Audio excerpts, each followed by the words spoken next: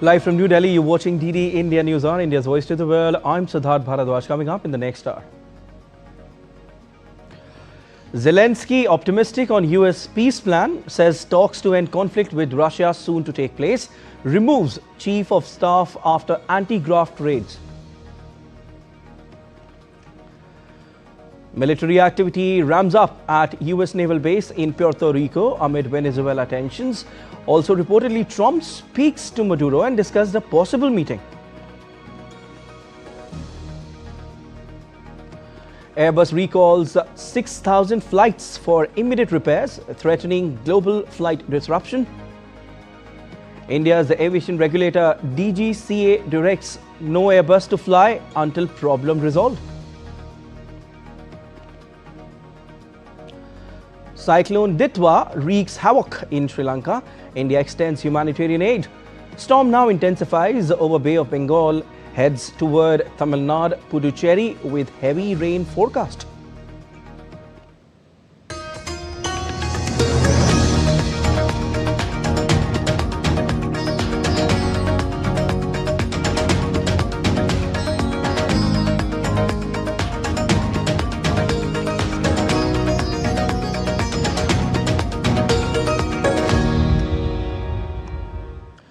Ukrainian President Volodymyr Zelenskyy said on Friday that talks between Ukrainian and US officials on proposals to end the conflict with Russia would take place soon. In the video address, Zelenskyy said senior Ukrainian officials representing the military, foreign ministry and intelligence would participate in the talks on how to end the conflict, which is approaching its 4-year mark. Meanwhile, Zelenskyy signed a decree to dismiss his powerful chief of staff on Friday, hours after the close ally had his home searched by anti-corruption agents. Zelenskyy said Andriy Yermak had resigned and that he would consider his replacement on Saturday. Yermak was heading Ukraine's negotiation team at fraught US-backed peace talks.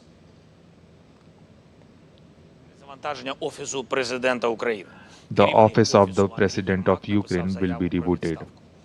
The head of the office, Andriy Yermak, has submitted a resignation letter. Meetings with the American side will take place in the near future. Amid the growing tension with Venezuela, US military aircraft movements intensified at the former Roosevelt Roads naval base as personnel unloaded equipment from warplanes amid Washington's stepped-up deployments in the Caribbean since August. The latest activity followed sightings of a CH-53E Super Stallion helicopter, while an Air Force AC-130 gunship also landed at the facility, which has become a key hub for regional operations. On Thursday, President Donald Trump said the United States would very soon take action to stop suspected Venezuelan drug traffickers on land.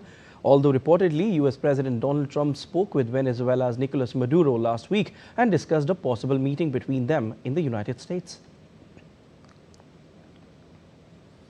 US President Donald Trump made a major intervention into Honduran politics days before the country's presidential election, pardoning a convicted ex-leader and threatening to cut US support if his preferred candidate loses. Hernandez, who led the Central American nation from 2014 to 2022, was accused by US prosecutors of facilitating the import of some 400 tons of cocaine into the United States. He was extradited to the United States just weeks after leaving office, when the current president, leftist Xiomara Castro, came to power. In a post on Truth Social, Trump reiterated his backing for Honduran presidential candidate Nasri Tito Asfura of the Conservative National Party and said that if he doesn't win, the United States will not be throwing good money. Federal troubles that loomed over Northwestern University in Evanston for months seem to be over. US President Donald Trump's administration on Friday said it has reached an agreement with Northwestern University to restore hundreds of millions of dollars in research funds and close pending investigations into the school. The Chicago area university will pay $75 million to the US government as part of the deal. The Trump administration in April froze nearly $800 million in research funding for Northwestern after Republicans in the House of Representatives accused the university of not doing enough to address anti-Semitism, including during campus protests against the Gaza conflict. An Afghan man accused of shooting two National Guard members will be charged with first-degree murder, a U.S. official said on Friday after one of the soldiers died of her wounds. U.S. Attorney for the District of Columbia said in fact, that the other charges would be filed against 29-year-old Ramanullah Lakanwal, who ambushed the soldiers from West Virginia National Guard near the White House on Wednesday. Earlier, Trump described the shooting as a terrorist attack and declared he would freeze migration from third world countries to the U.S. Two members of the National Guard were shot and seriously wounded on Wednesday, just blocks from the White House in Washington, D.C. United States Secretary of State Marco Rubio on Saturday said that the Trump administration has paused visa issuance for all individuals traveling on Afghan passports, asserting that Washington has no higher priority than protecting the Americans. This comes days after the United States announced an indefinite halt to all immigration requests involving Afghan nationals following a shooting incident near the White House in Washington, D.C., in which the suspect was identified as an Afghan national. Earlier on Friday, the U.S. has announced a sweeping permanent pause on migration from what President Donald Trump called third world countries following a deadly attack near the White House. United States Citizenship and Immigration Services has frozen Afghan-related cases and ordered a full review of green card applications from countries of concern, even as new data shows most detained migrants have no criminal convictions. More in this report.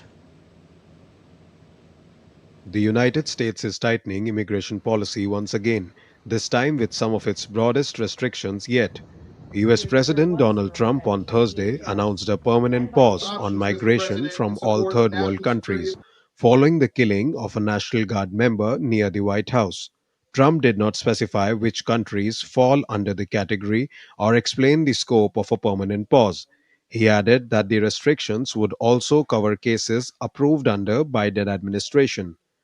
The move comes after investigators said Wednesday's shooting involved an Afghan national who entered the US in 2021 under a resettlement program. This heinous atrocity reminds us that we have no greater national security priority than ensuring that we have full control over the people that enter and remain in our country.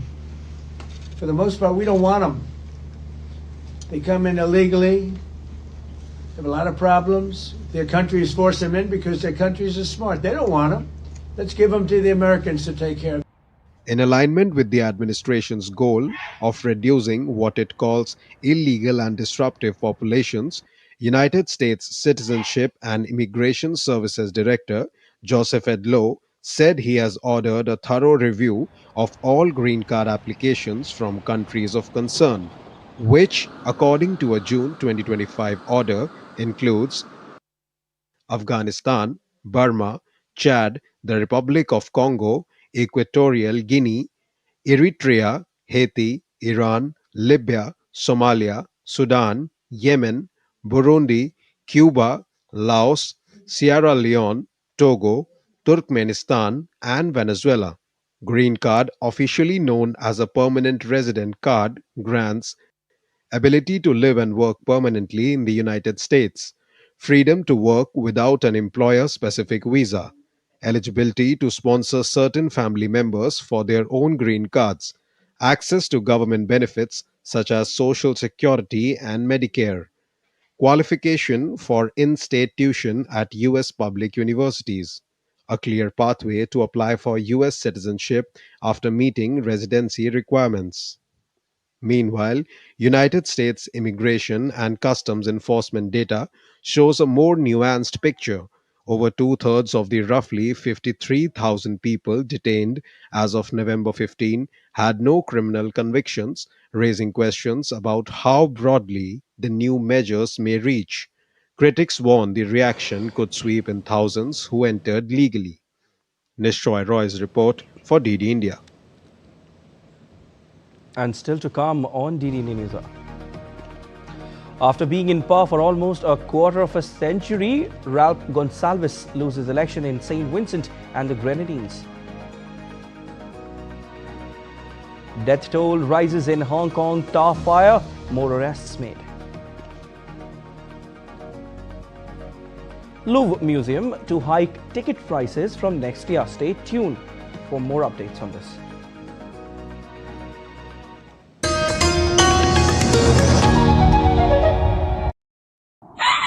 स्वागत आहे to magnetic Maharashtra.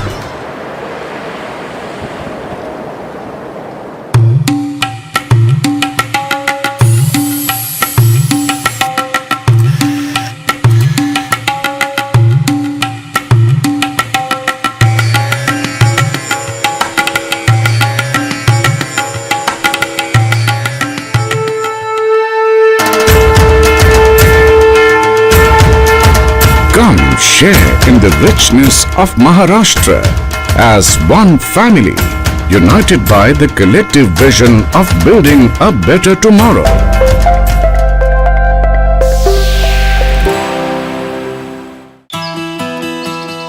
There is something in Jharkhand for everyone. Welcome to a feast of experiences for your body and soul. I've carried a memory of this place in me from my childhood. From old world charms to new age excitement.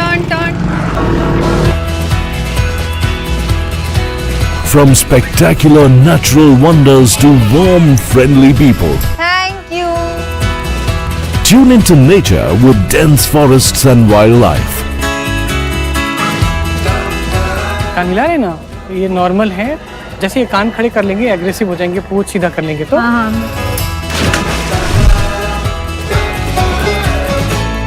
Make magnificent memories as you leave a piece of your heart in Jharkhand. Postcards from Jharkhand on National Geographic.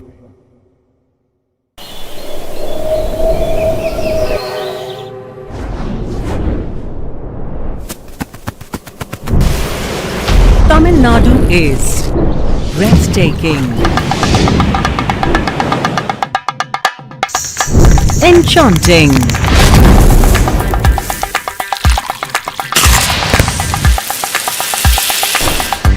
divine,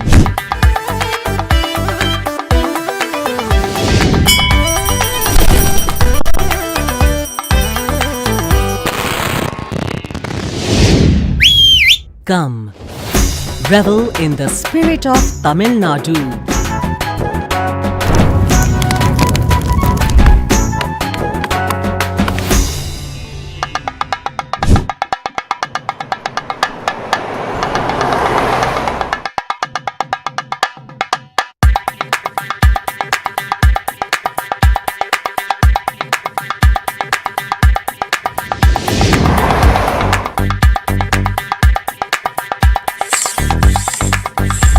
The Thalaiva of States welcomes you to an experience larger than life.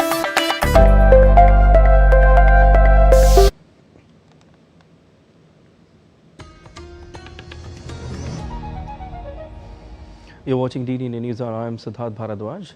It might be a bad news for air travelers this weekend. You may face flight disruptions because of what is happening.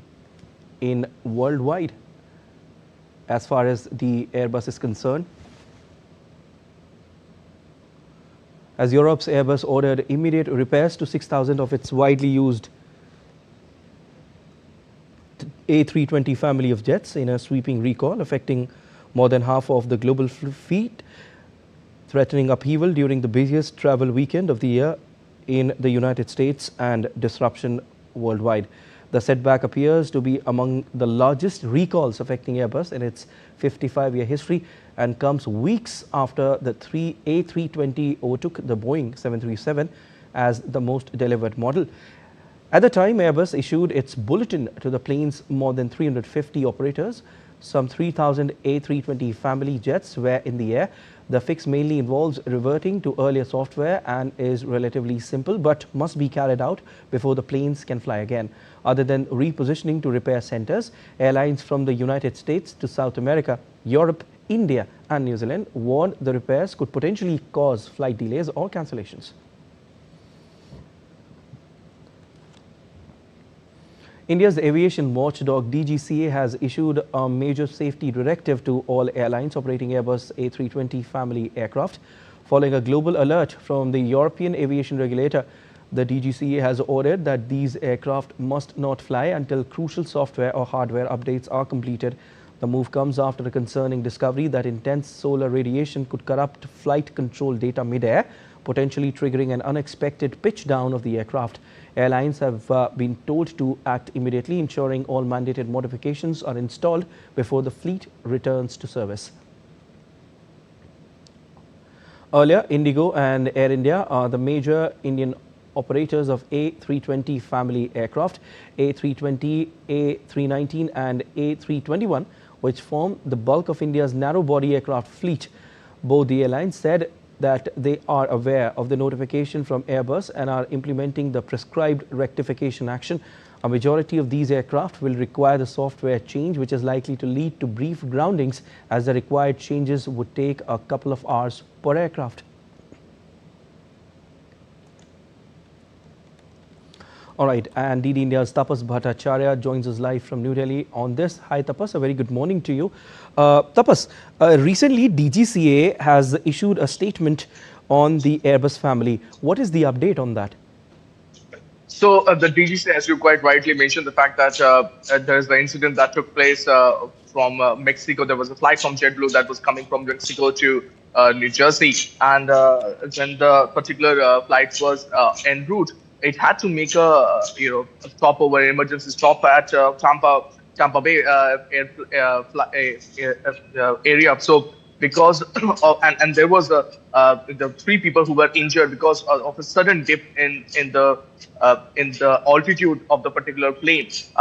The European agency as well as the Airbus have come to a conclusion that there was a malfunction that took place because of the solar radiation that was there at almost 20,000 feet, and because of that, the European agency, the European agency for airlines as well as the DGCA have come up with a directive to make sure that all the new A320 the Airbus aircraft, which is one of the mainstay of Indigo as well as of that of Air India flights, and there are approximately 450 such airlines, such aircraft in both the airlines inventory, and we have tried to contact them, but they were not forthcoming as how many aircraft they had. But we believe that there will be more than 400 aircraft of such nature. Okay. So the DGC have come up with a warning and a directive, in fact, that the directive is such that the issue needs to be fixed. The software that needs to be upgraded before the airworthiness to be tried, and before only then these aircraft should be put into services, because as you know, anything can happen, and as I mentioned, the incident over Tampa Bay shows that the JetBlue flight, that anything can happen. 3 people were actually injured because of the sudden dip in the altitude. The Indian aviation watchdog, the DGCA, is leaving no stone unturned to make sure that no such incident took place over Indian civil aviation sector. So they have come up with the directive, and we believe we were told by very high official, our sources, that we may see another updated directive by late evening, so to say, and there will be some more information in that particular directive. Siddharth. Definitely. Not a very good news, Tapas, for the air travelers this weekend. Can you tell us, Tapas, what sort of repair is this? Is it a simple one or a major one? Well, we have to see. We believe there will be a majority of the aircraft will undergo software update. The new aircraft of A320 will undergo software update. There will be some hardware installation in the the outdated model as well. So we believe that the elevator aileron computer system, that's basically the one which which actually helps in the fly-by-wire system of the aircraft, that's something that needs to be updated. And that's we believe that more than 250 to 300 aircraft would require specifically software update. There will be some aircraft which will require hardware, or going back to the older version of the system to be able to fly at the same time. So as of now, what I can say that there will be both software and hardware update, but we believe that most of the aircraft will be airworthy to fly by Monday or Tuesday. So it's going to be a difficult weekend. A lot of you might find a lot of flights getting either cancelled or getting delayed because of this. Definitely. You just mentioned, Tapas, that we might expect a lot of flights to be cancelled or delayed. Now that the directive has been issued by the DGCA, Tapas, what impact will it have on the Indian airlines and as well as passengers who would be travelling or who are planning to travel this weekend?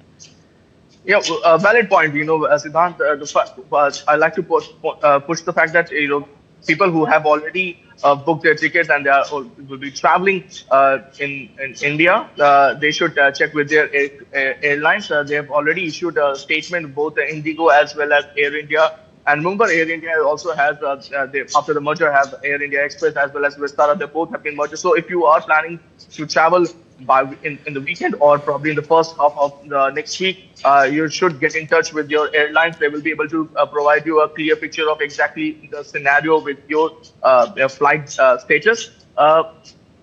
Overall, it's not just an India-specific case. It's we have to mention the fact that Airbus is a European airline, in fact, European agency to provide aircrafts, just like Boeing in US. And we believe that approximately 6,000 aircrafts in the world, globally, in fact, have been affected. In India, the number is quite small. It's approximately 350 to 400. Though, as I mentioned, we don't exactly have the figures right now officially with us how many flights will be impacted because of that. But we believe that the number to be in the region of approximately 400, 420, 30, around that. But we believe that most of the situation will be calm or will improve by Tuesday or Wednesday. By the weekend, they will be going through the upgradation in the software. Okay. Whatever hardware upgradation is required, it will be done in the first half of next week. So I don't see it have a major impact in India, but it's definitely having a major impact in US and West European countries, because this is the major tariff time, traffic time in those countries, as people tend to take leave and go out, and this is one of the most busiest time in their aviation sector. So that it will have a major impact on them rather than more on India. Definitely, Tapas, no major impact in India, but could be in the United States and Europe as well. We'll keep taking updates on this from you, Tapas. Thank you so much. We leave it there as of now. The Caribbean nation of St. Vincent and the Grenadines is set for a change in leadership for the first time in over 2 decades, with opposition leader Godwin declaring victory in an election against longtime Prime Minister Ralph Gonsalves. Preliminary results on Friday show the conservative-leaning New Democratic Party winning 14 out of the 15 constituencies in the Caribbean island nation.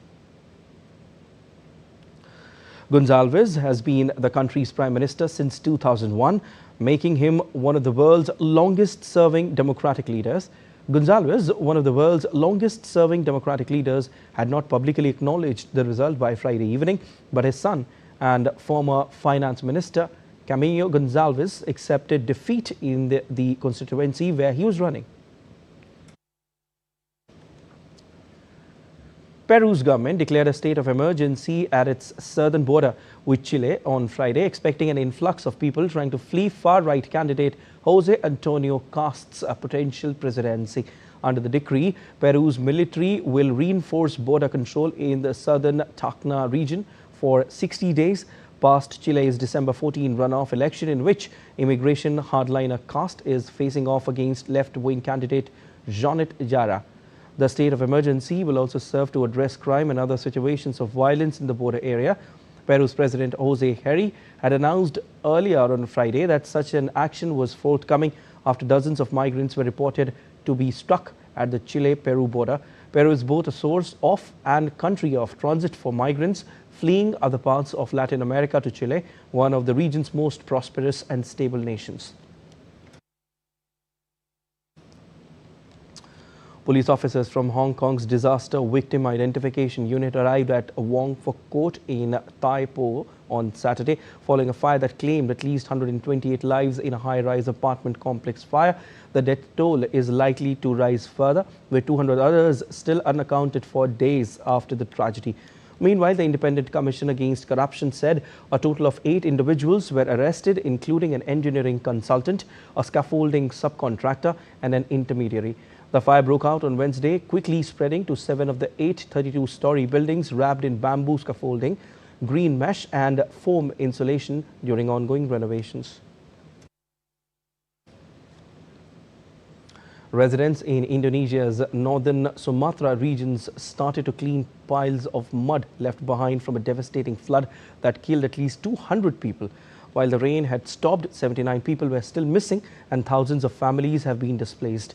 Communications remained down in some parts of the island, and authorities were working to restore power and clear roads that have been blocked by landslide debris. Indonesia would continue to airlift aid and rescue personnel into stricken areas on Friday. Large parts of Indonesia, Malaysia and Thailand have been stricken by cyclone-fueled torrential rain for a week. The death toll from the floods across the large swathes of Southeast Asia rose to at least 321 on Friday, with authorities working to rescue stranded citizens, restore power and communications, and coordinate recovery efforts as the waters began to recede. Let's take a look at other stories making news around the world. SpaceX's Transporter 15 mission, delayed from its original November 19 date, lifted off on Friday from Vandenberg Space Force Base in California, carrying 140 small satellites into orbit.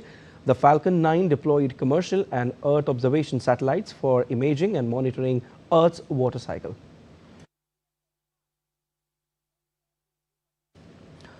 Germany's Nuremberg's historic Christmas market opened on Friday with its traditional ceremony led by the Christkind, the angel-like figure said to bring Christmas gifts. Visitors packed the market square as locals celebrated a cherished tradition. International tourists were also among the crowds. First recorded in 1628, the Christkindl's market marks the official start of the Christmas season. Shoppers in US braved the cold early Friday as Black Friday marked the start of the American holiday shopping season. Analysts expect increased foot traffic but warn that inflation and weak job growth may limit spending. Meanwhile, online shopping helped by AI tools for comparing prices and budgeting continues to diminish Black Friday's traditional pull. The Louvre Museum in France is going to raise ticket prices for non-European visitors by 45% from January 2026. Tickets will go up from 22 to 32 euros to fund museum upgrades, while prices for European visitors stay unchanged. The move follows a major jewel theft and has received mixed reactions from tourists. Britain has temporarily halted pork imports from parts of Spain after the country confirmed its first African swine fever cases. The disease poses no risk to humans but spreads rapidly among pigs and wild boar with no available vaccine. Authorities say restrictions and monitoring are expected to remain for at least 12 months. The outbreak marks Spain's first case since 1994 and has raised concerns for its multi-billion euro pork industry. And still to come on DD India Newshour. Russian President Vladimir Putin to visit India on December 4th and 5th. Stay tuned for more details.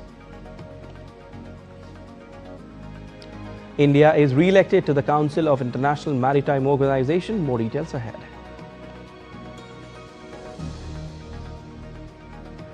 Ayodhya Ram Temple, a testament to centuries of unwavering faith and cultural resilience. We will bring you a detailed report on it.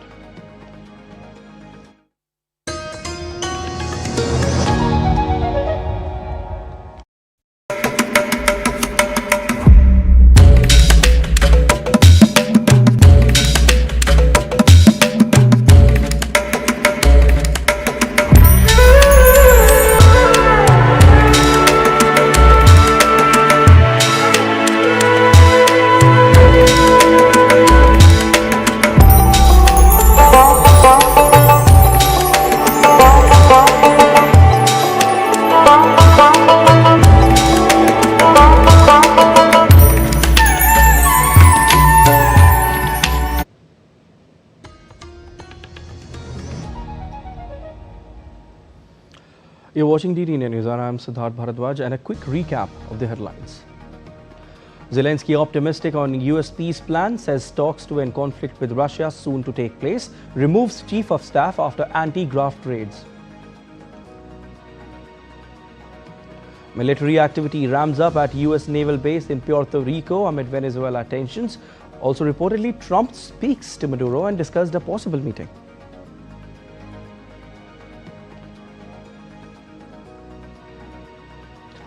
Airbus recalls 6,000 flights for immediate repairs, threatening global flight disruption.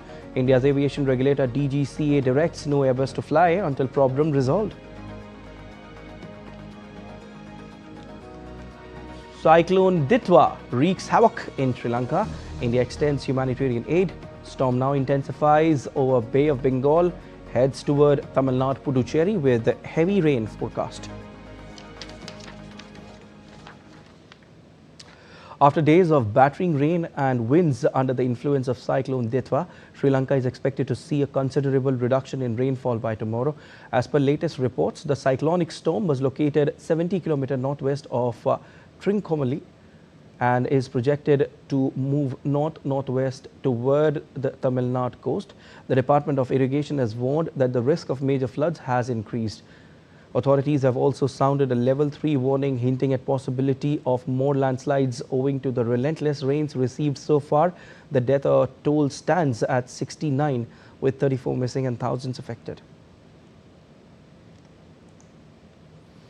India has expanded its emergency assistance under Operation Sagar Bandhu, a special aircraft carrying humanitarian aid received by the Sri Lanka Air Force early this morning, with another flight due shortly. This follows relief already handed over by INS Vikrant and INS Udaygiri yesterday. Prime Minister Narendra Modi also expressed condolences and reaffirmed India's commitment to supporting Sri Lanka as conditions deteriorate. Continuing India's humanitarian assistance to Sri Lanka, taking to social media platform X, India's External Affairs Minister Dr. S. Jaishankar said, Operation Sagar Bandhu unfolds. Indian Air Force C-130J plane carrying approximately 12 tons of humanitarian aid, including tents, tarpaulins, blankets, hygiene kits and ready-to-eat food items, lands in Colombo.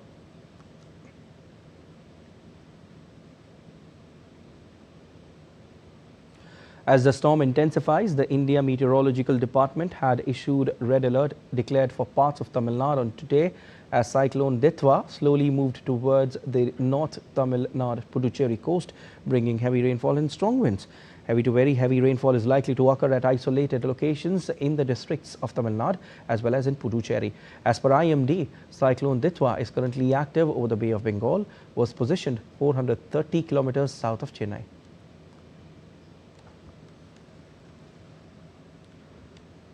India has announced that Russian President Vladimir Putin is set to undertake a state visit to Delhi on the 4th and 5th of December for the 23rd India-Russia Annual Summit.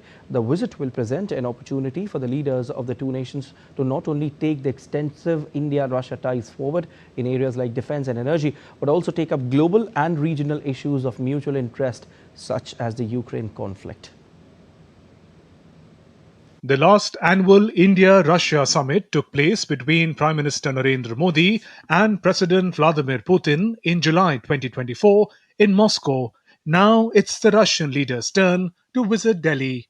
According to India's Ministry of External Affairs, the Russian president will pay a state visit to India from 4th to the 5th of December. The visit is at the invitation of Prime Minister Modi. It will mark 23rd India-Russia Annual Summit. President Putin will hold talks with Prime Minister Modi during the visit.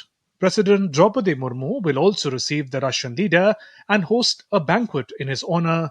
The visit will provide an opportunity for the leadership of India and Russia to review progress in bilateral ties. It will set the vision for strengthening the special and privileged strategic partnership. It will also provide an opportunity to exchange views on regional and global issues of mutual interest. The Kremlin has also issued a statement announcing the visit, saying a number of unspecified intergovernmental and commercial documents would be signed. Ahead of Putin's state visit, External Affairs Minister S. Jaishankar visited Moscow on the 19th of November and met his counterpart Sergei Lavrov. Minister Jaishankar had indicated that several agreements were close to completion and their finalization would add more substance and texture to the relationship.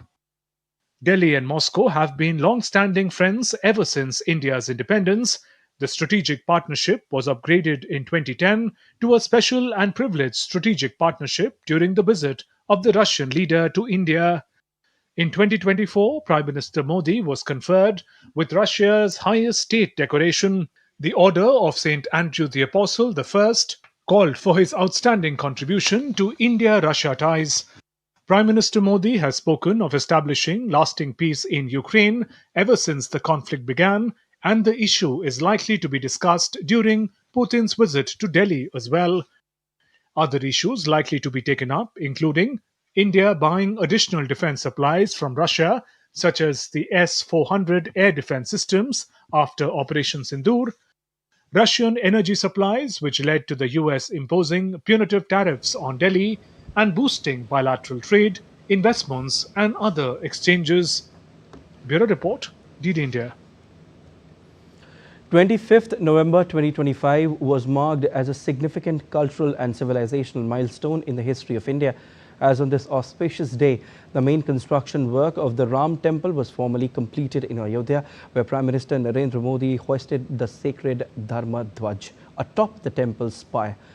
This religious ceremony turned to be a magnificent symbol of India's enduring spiritual heritage, a testament to centuries of unwavering faith and cultural resilience.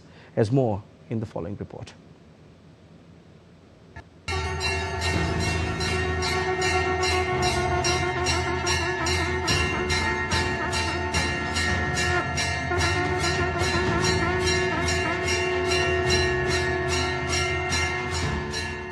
Ayodhya city of northern India once again witnessed a golden chapter of history on 25th November.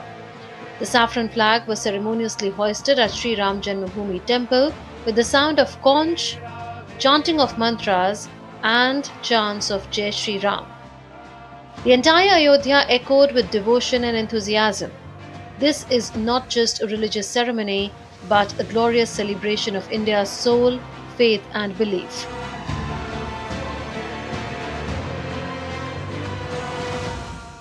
Under the leadership of Prime Minister Narendra Modi, a unique chapter of the country's cultural history has also been added in Ayodhya, which is the Sapt Mandir complex, a grand symbol of India's spiritual tradition and social harmony.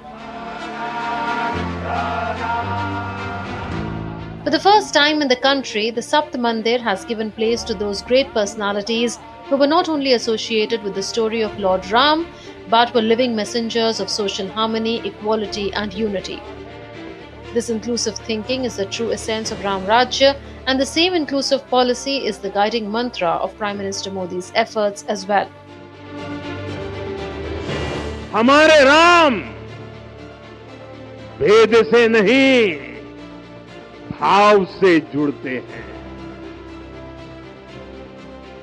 उनके लिए व्यक्ति का कुल नहीं, उसकी भक्ति महत्वपूर्ण है। उन्हें वंश नहीं, मूल्य प्रिय है। उन्हें शक्ति नहीं, सहयोग महान लगता है। आज हम भी उसी भावना से आगे बढ़ रहे हैं। Maharshi Valmiki, who rose from the marginalized section of society, wrote the world's greatest scripture, Ramayana. He proved that knowledge is attained through devotion, not birth. Maharishi Vashisht, the guide of righteousness, ethics and balance, gave Sri Ram the fundamental principles of ideal governance and justice. Maharishi Vishwamitra renounced luxury and became a sage from a king. He gave the inspiration that with penance and determination, even the impossible becomes possible. Maharishi Agastya, who guided Lord Sri Ram and connected northern and southern cultural streams, was the bridge of harmony and balance. Nishad Raj, a supreme example of friendship and equality beyond social barriers, proved purity of heart to be the highest truth. Mata Shabri, the invaluable message of love and devotion, whose tasted berries were accepted by Sri Ram like a mother's affection. Devi Ahilya, redeemed by the touch of Sri Ram, proved that a second chance's life is always possible.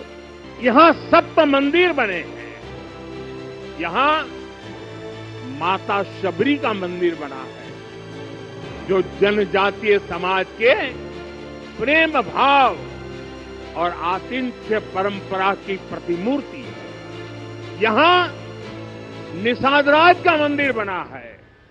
ये उस मित्रता का साक्षी है जो साधन नहीं, साध्य को, उसकी भावना को पूजती है। यहाँ एक ही स्थान पर माता अहिल्या है, महर्षि वाल्मीकि है, महर्षि वशिष्ठ है, महर्षि विश्वामित्र है, महर्षि अगस्त्य है और संत तुलसीदास है। राम लला के साथ साथ इन सभी ऋषियों के दर्शन भी यहीं पर होते हैं। ये मंदिर हमारी आस्था के साथ साथ मित्रता, कर्तव्य और सामाजिक सद्भाव के मूल्यों को भी शक्ति देते हैं। The construction of Sri Ram Temple is not merely an effort to restore a cultural identity, but a history of everyone's contribution for a larger cause. The journey of Ram Temple was not only completed with sacrifice, penance and struggle, but also with everyone's participation, efforts and resolve. This temple is a symbol of India's character, where harmony, equality and unity are the soul of Ram Rajya. Ram Temple, the glory of the past, the inspiration of the present, and the guiding light for the future. This temple says, when society works together, the nation achieves greatness. Under the leadership of Prime Minister Narendra Modi, the creation of a new India is not merely a development campaign, but a resolution for harmonious society, equality, and respect for all. Bureau Report, DD India. The International Maritime Organization has re-elected India to its council for the 2026-27 term. India has been recognized for its commitment to sustainable shipping, maritime security and South-South cooperation. India's Ministry of External Affairs noted that India's continuous presence in the IMO reflects global support for Prime Minister Modi's Mahasagar vision, which expands the earlier Sagar initiative for regional stability and growth. And still to come on DD India Newshour, we'll tell you about how one of the world's fastest growing economies, India, is witnessing a strong GDP growth. The 56th International Film Festival of India concludes with a grand ceremony in Goa. Winter wonders and dazzling market Brussels all set to welcome Christmas.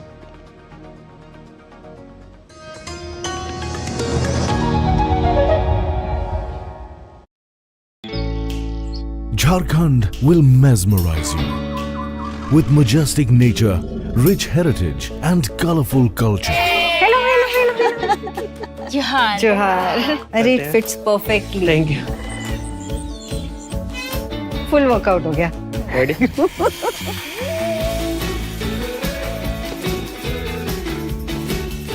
Postcards from Jharkhand on National Geographic.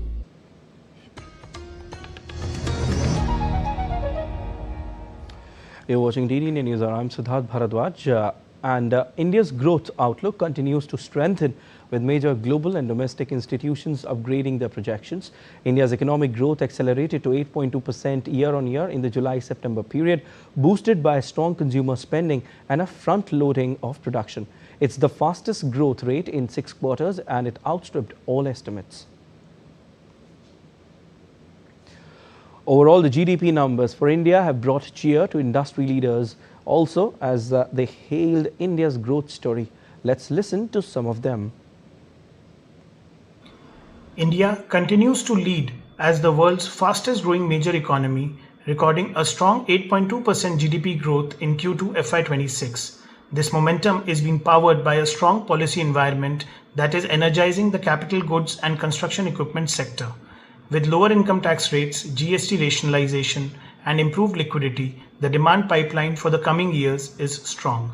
It is no surprise that the economic results which have come of the quarter are still showing that India remains the fastest large economy in the world.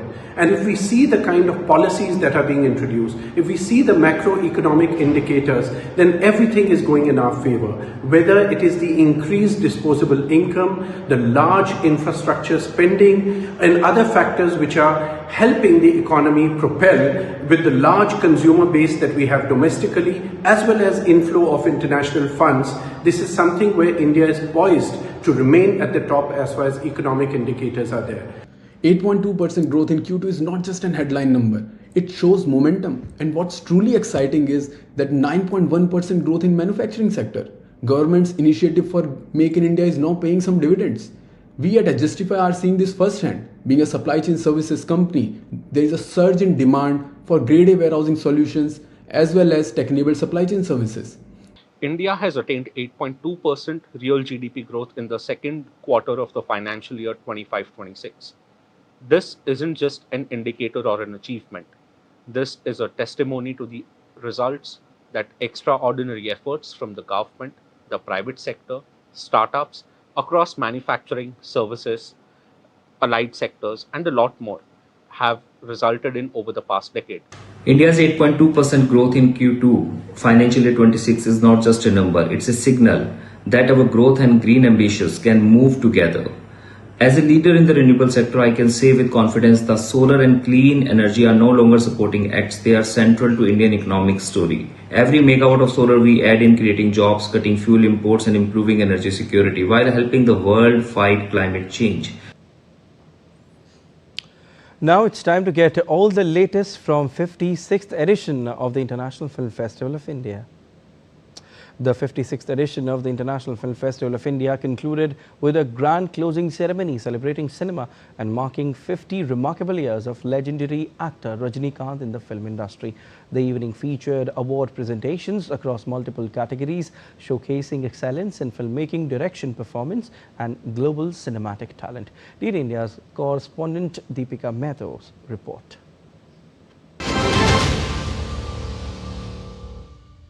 And now it's time to get you all the latest from the gala closing ceremony. With that, we concluded the 56th edition of International Film Festival of India. From Golden Peacock to Silver Peacock and the Satyajit Ray Lifetime Achievement Awardee, our next report gets you all the latest straight from the closing ceremony of IFFI.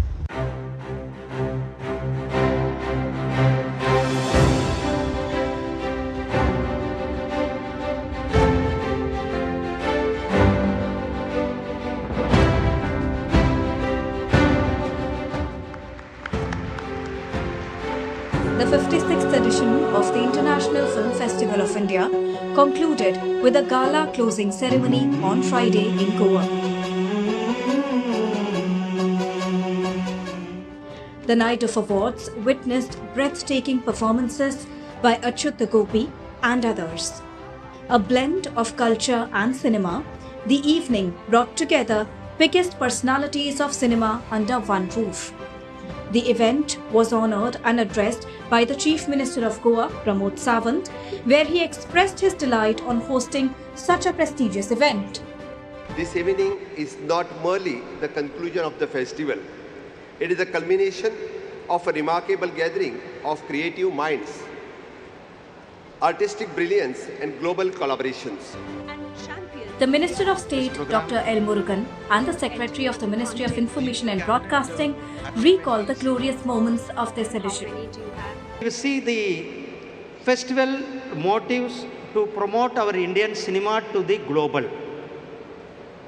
This IFFI is giving a platform to the young cinema producers to take up them to the global level. First time we have the AI hackathon, the creative minds of tomorrow, bringing in close to 125 participants. All goes with the vision of our Honorable Prime Minister, who during the World Audio Visual and Entertainment Summit said, this is the dawn of orange economy. And truly, International Festival this year has been a step in that direction. The gala evening bestowed the much-awaited Golden Peacock Award, Silver Peacock Award, and the most prestigious legendary actor Rajnikant has been honoured for his glorious 50 years dedicated to the Indian cinema.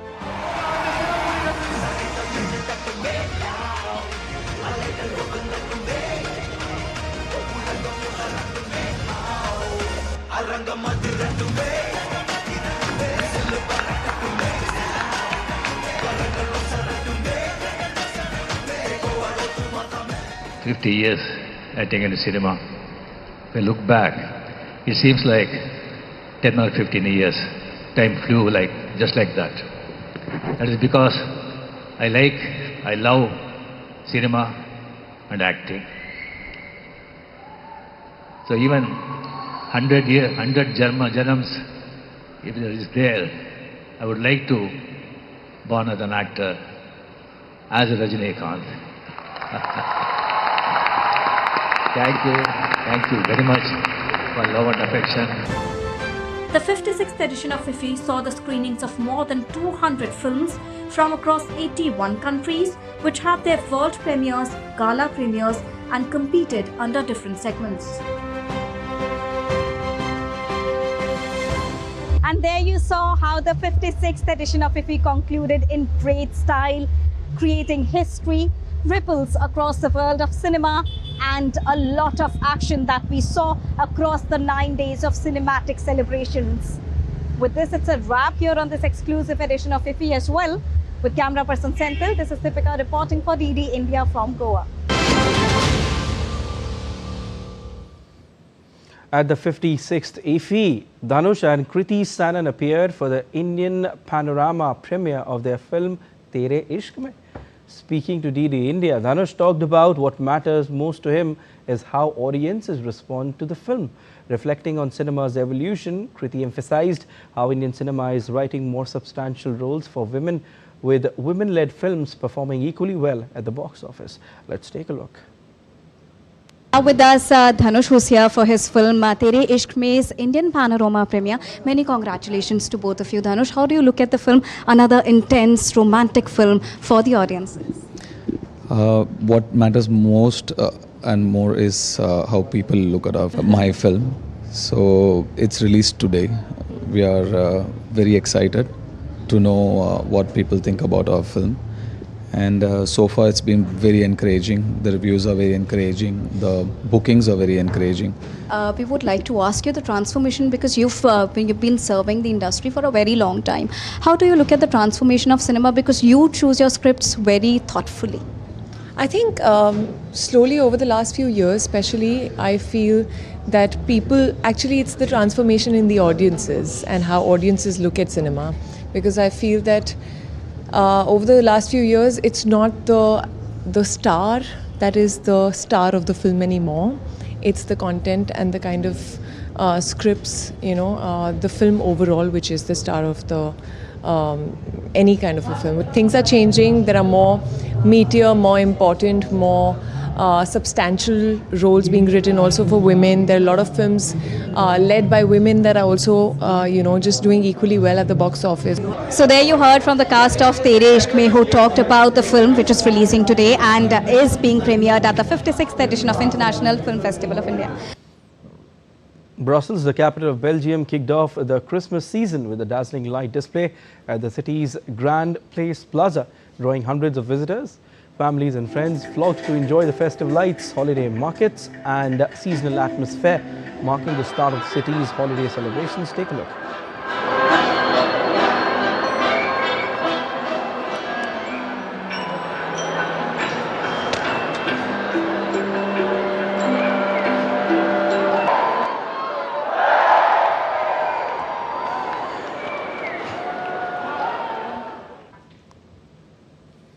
That's all for this edition of DD India Newshour, but let us know your thoughts on the news of the day. For those on the go, you can get all the latest news and updates from India and across the world on DD India mobile app.